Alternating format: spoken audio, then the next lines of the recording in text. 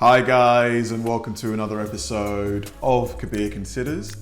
In this video, I'm going to react to why Pikes Peak is the toughest racetrack in the world.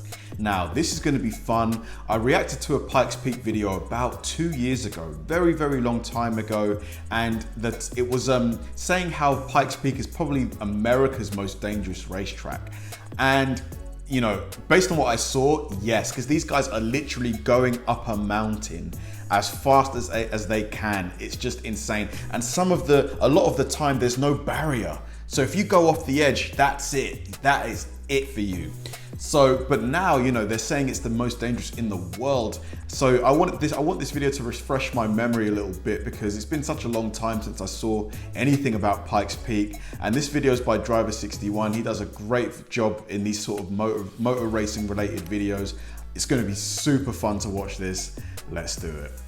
These drivers are some of the bravest in the world, doing 150 miles an hour up a mountain with 2,000 foot drops and no barriers. Oh my God. To make it even trickier, the course is over 12 miles long and you complete it whilst the elevation is sapping mental power. I summarize Pikes Peak by its extremity. The weather, the unknowns, and the grandeur of the scenery, no less. That's Randy Popst, a two-time Daytona 24-hour winner and has raced Pikes Peak many times in anything from a Ford Mustang to a Tesla Model 3. He knows both the highs and the lows of the yearly race to the clouds, the Pikes Peak hill climb. Oh my God. So why do we think this is the toughest racetrack on the planet? Hold the comments. You may be thinking, isn't the Nürburgring the most dangerous track in the world? And you've got a good point, but let me explain how Pikes Peak is different. The Nordschleife is a formidable beast. 12 miles, 156 corners, and absolutely no runoff. Memorizing 156 corners. Oh my God. the track in the first place is a challenge, let alone racing other cars and navigating the unpredictable weather. There are hundreds of accidents every year on the Nordschleife, and it's certainly very good at catching out even the most experienced drivers. However, Pikes Peak is as if you wrap the Nordschleife around a mountain. The Nordschleife and the Pikes Peak hill climb course are almost exactly the same length, both at roughly 12 miles long and around 150 turns. However, the big difference is that the Pikes Peak climb starts at 9,000 feet and climbs up a mountain to over 14,000 feet at the summit. So I imagine as the oxygen levels deplete, your level of concentration is going to be affected. And you've still got to be at a corner and stuff. This is only just under half the cruising altitude of a Boeing 737. Wild. And high enough to cause some pretty serious altitude sickness. Adding to this, there is no runoff and only guardrails between you and finding out the terminal velocity of your car. And in some spots, there are no barriers at all. Shit. Top section has these 100-mile-an-hour sweepers. Mountain on the left, blue sky on the right. Nothing but air. Terrifying. Pikes Peak is the second longest running race in the world after the Indy 500, where in 1916 locals began racing up the Pikes Peak Highway, competing for the fastest time. And since then it has bred hundreds of custom cars and has been the stage for some of the bravest, most highly skilled drivers on the planet. For the majority of that time the track was dirt, but since 2011 it has been fully paved. Thank goodness. Because dirt, there's limited grip. It was actually, I believe, easier when it was dirt. Really? Because the speeds were lower. Ah, And I see. The Now guys runoff are is the gunning same. it. And the speeds are so much higher. If anything goes wrong, it goes more wrong. And again, these aren't wide, smooth roads like most conventional race circuits. Just like the famous Nordschleife, the roads are narrow, winding, and have lots of elevation and camber changes, all perfect for catching drivers out. Just memorising the track is a mammoth task in the first place, and being quick is another challenge on top of that. They both have many blind bends that require complete commitment and perfect judgment, as well as the challenge of many corners looking very similar. Pikes Peak has... And you've got to navigate between all the other cars on the road. It's not just you up there. Another incredible challenge, the altitude. Or is it? Not only does the mountain course have incredible drops, but it also means the air is much thinner. This means that the car's aero doesn't work quite as well. The petrol engine cars require massive turbos to maintain power, but also the drivers struggle too.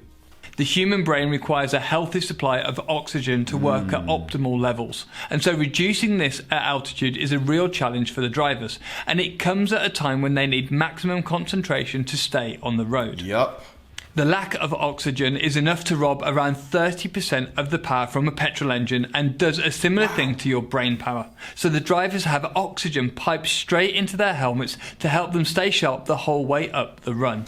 It improves mental clarity, and it's safer, and it's just better for you. I don't think there's a measurable way. I've never tried it with and without back to back. It's also a comfort to sit on the line and feel that oxygen's going psh, psh. That's how it works. You get a little psh every so often. So it's not even like a steady supply where it's just like giving you little bursts at a time. And for a lot This of is the cars crazy. Randy has run in the past, they essentially have to stay as stock road cars. Part of the challenge is the altitude. Tuning your car to run at 14,000 feet.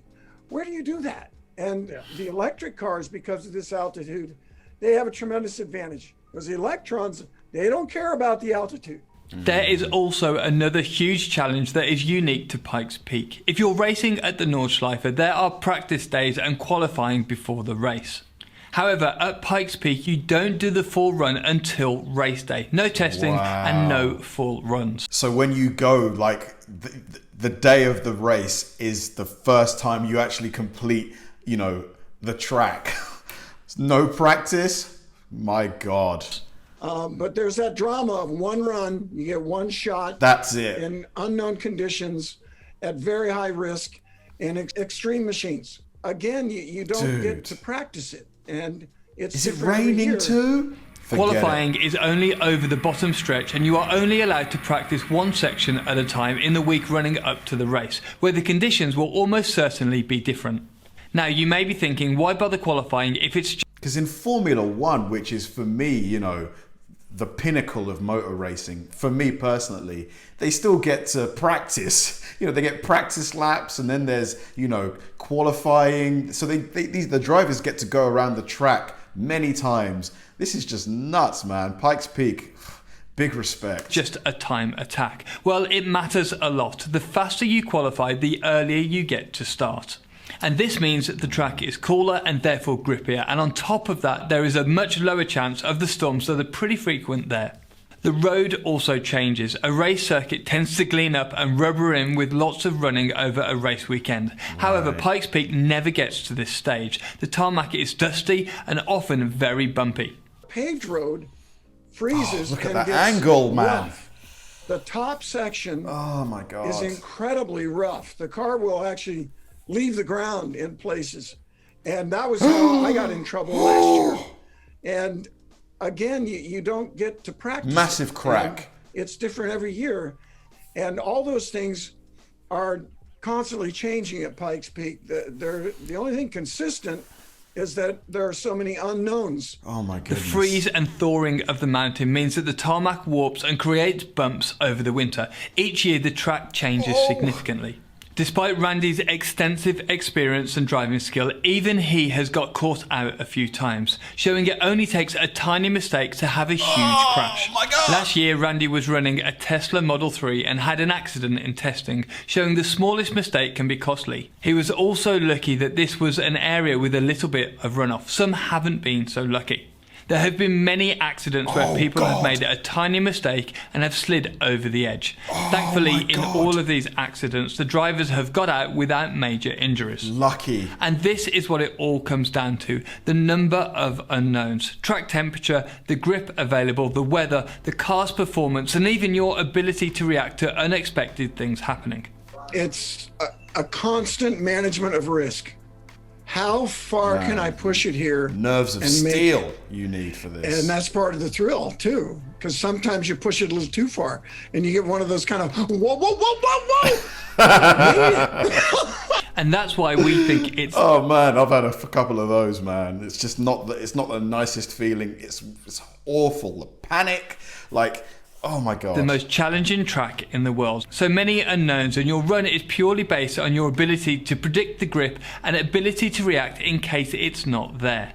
What do you think? We are going to Pikes Peak this year, so I'm very excited to bring you more content around this incredible race. That was a thrill to watch. Honestly, I was just watching that video, and just as a driver, you know, seeing that first point of view angle, you know, where he was going over the edge of the cliff, my heart, honestly, just nerve-wracking. Just knowing that there's no guardrails, there's no foam or anything to soften any big like crash or anything like that. It's literally you and rubble, like, and rock. Just, you need nerves of absolute steel, titanium, adamantium to run this track.